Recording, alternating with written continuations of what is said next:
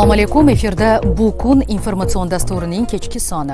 Assalomu alaykum. Studiyada boshlovchilar hamkasbim Laylo Rustamova hamda men Muslimbek Abdurahimov. Bir necha kundan buyon ijtimoiy tarmoqlarda Toshkent viloyati tumanlaridagi qator bog'chalarda bolalar ovqatdan ommaviy zaharlangani haqidagi xabarlar o'z aktualligini yo'qotmay kelmoqda. Dastlabki ma'lumotlarga ko'ra, tarbiyalanuvchilarning salomatligidagi o'zgarishga sifatsiz sut mahsuloti iste'moli sabab qilib ko'rsatilgan. Ko'ngillaynash, isitma kabi alomatlar bilan tuman tibbiyot birlashmalariga yuqumli kasalliklar bo'limiga murojaat qilgan bolalar soni esa kecha 26 sentyabr holatiga ko'ra 1900 nafarga yetgan. Muxbirimiz vaziyatni yaqindan o'rganish maqsadida Toshkent viloyati sanitariya epidemiologik osoyishtalik va jamoat salomatligi qo'mitasi mas'ullari bilan birga tuman shifoxonalariga bordi. Toshkent viloyatidagi bog'chalarda ommaviy zaharlanish oqibatida shifoxonaga murojaat qilgan bolalar soni 2000 nafarga yaqinlashdi.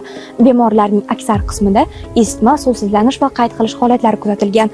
Vaziyatga oydinlik kiritish uchun ijodiy jamoamiz bilan shifoxonalardan biriga yetib keldik. Piskent tumanidagi yuqumli kasalliklar shifoxonasi bizning asosiy manzilimiz bo'ldi. 24 sentyabr kuni ro'y bergan noxushlik bugun kasalxona palatalarini bemor bolalar bilan to'ldirgan. Shifokorlarning so'zlariga qaraganda, shikoyat qilib kelgan bolalarning ma'lum bir qismida zaharlanish holatlari kuzatilgan. Ulardan ko'rikdan o'tkazilib, sog'lomligi aniq bo'lganlari esa uylariga qaytarib yuborilgan. Ertalab yaxshigina ketganidir. Keyin soat 3-4larda endi keyin qorni og'rib, oddiy hol deb o'yladik uni. Ana isig'i chiqqan, mana o'zi aytayapti. Oddiy hol deb tomoq og'rigan deb o'yladik. Ovqat yeganingizdan keyin nima bo'ldi? Uyda kechasi bilan ishim chiqdi. 24-dan boshlandi. O'sha kechqurun bezovta bo'lish boshladi. 10:30da isig'i chiqdi. Keyin o'zim tushirishga harakat qilib ko'rdim, tushmadi. Ko'tarilib ketdi, 39 ga chiqib ketdi. Keyin bu yoqqa olib keldik. Qancha muddatdan keyin yana bog'chaga qaytadi qizingiz?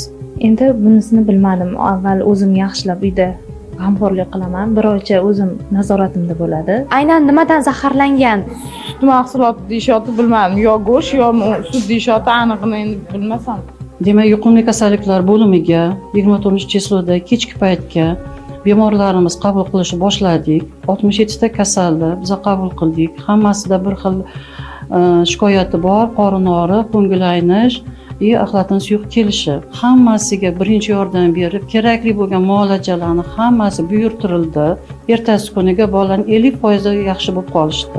Oqqo'rg'on, Bo'ka, Piskent, Qo'yichirchiq, Bekobod tumanlari hamda Olmaliq va Nurafshon shaharlarida 23 ta davlat bog'chasi bor. Ma'lum bo'lishicha esa ularning faqat bittasida ovqatdan zaharlanish holati kuzatilmagan. Mutasaddilarning so'zlariga ko'ra, mazkur bog'chalarga oziq-ovqat mahsulotlarini 3 ta outsourcing korxonalari yetkazib bergan. E'tiborli jihati, ular ham sut va yog'liligi 3.2% bo'lgan kefir mahsulotlarini bitta kompaniyadan sotib olgan. Albatta bizga tezkor xabarnoma shu 24-kun kechki payt yetib keldi. Zudlik bilan biz joyga chiqdik. Barcha mutaxassislar jalb qilindi. Qayd qilingan har bitta obyektlarga borib chiqildi. O'rnatilgan tartibda barcha bolalar iste'mol qilgan ovqatlardan laboratoriya tahlillari uchun namunalar olingan, bemorlardan namunalar olingan. Holat yuzasidan 25 sentyabr kuni Toshkent viloyati Ichki ishlar bosh boshqarmasi huzuridagi tergov boshqarmasi tomonidan Jinoyat kodeksining tegishli moddalari bilan jinoyat ishi qo'zg'atilgan. Ishga aloqador jami 7 nafar shaxs protsessual tartibda ushlangan va hozirda tergov harakatlari olib borilmoqda. Bu kun Sevinch Mardonova, Bekzodjon Zokirov, Toshkent viloyati.